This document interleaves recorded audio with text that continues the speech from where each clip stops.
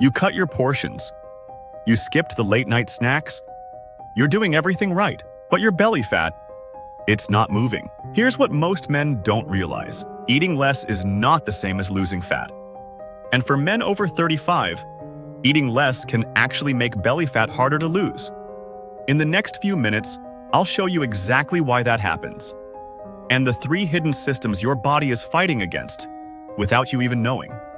A man in his late 30s decided to finally fix his body. Nothing extreme, just simple discipline. Smaller meals, no late-night eating, cleaner food. At first it worked. He felt lighter, more in control. Like finally, something was changing.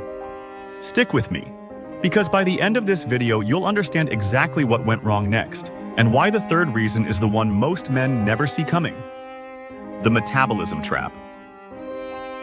But then came week 2. He looked in the mirror, and his stomach, still there, no real difference. That's when the confusion started. Because logically, if I'm eating less, why is my body not responding? Here's what's actually happening.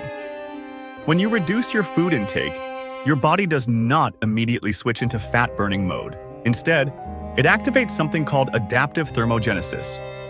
Your body starts asking, is food becoming unstable? And if the answer feels like yes, your system adjusts. Slowly, quietly, without warning. It starts reducing your daily energy output, making you move less without noticing, shifting everything towards survival. So even though you think you're in a calorie deficit, your body is shrinking that deficit in real time. And here's the part nobody talks about. For men, the body prioritizes storing fat around the belly, because that's closest to your vital organs. It's the body's emergency reserve. So you eat less.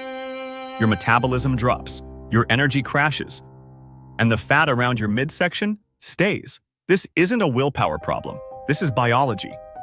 The hormone problem. Now here's where being over 35 really starts to matter. By week 3, our man is eating even less. Same routine, better discipline. But his stomach hasn't changed, and this is where 3 hormones start working against him at the same time. First, testosterone. After 35, testosterone naturally declines. But here's what most people don't talk about. Low testosterone directly increases belly fat storage. It changes how your body distributes fat, and it almost always ends up in the midsection. Second, insulin. As you age, insulin sensitivity gets worse. So when you eat, even healthy foods, your body pumps out more insulin than it needs. And high insulin means one thing: fat storage mode. Your body literally cannot burn fat when insulin is elevated. If you've been eating less but still eating the wrong things, refined carbs, processed foods, too much sugar, your insulin stays chronically high. You can be in a calorie deficit and still not lose belly fat because of this. Third, and this one is sneaky, cortisol. Cortisol is your stress hormone. It gets released when you're stressed, when you sleep badly, and when you undereat. Severe calorie restriction spikes cortisol. And cortisol tells your body to store fat, specifically belly fat.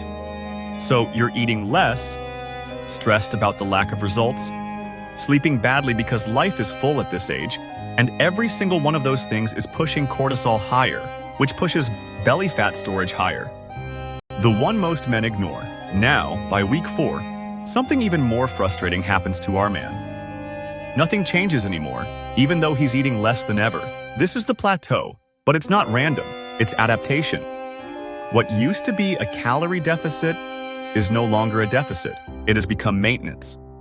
Because your body got efficient, and predictable systems always adapt. But here's the part most men completely miss. If you're only doing cardio, or not training at all, your body has no reason to build or keep muscle. And muscle is your metabolic engine. When men over 35 cut calories without resistance training, the body doesn't just lose fat, it loses muscle. Your metabolism slows further. You drop weight on the scale, but the belly stays. Or you look even softer. This is called skinny fat.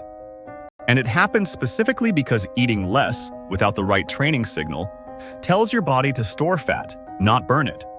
So what actually works? Not eating less and less. That's the trap.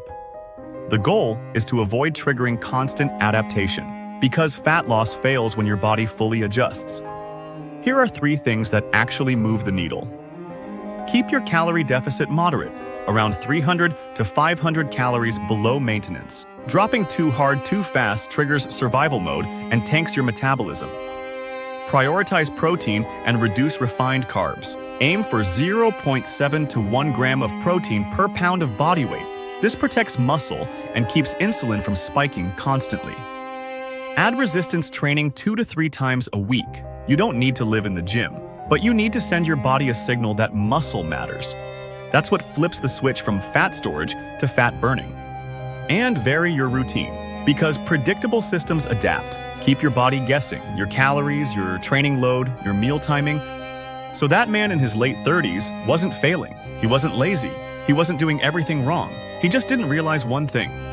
His body had already adapted to what he was doing. And once that happens, eating less stops working the way most people expect. The fix wasn't cutting more. It was understanding what his body was actually responding to.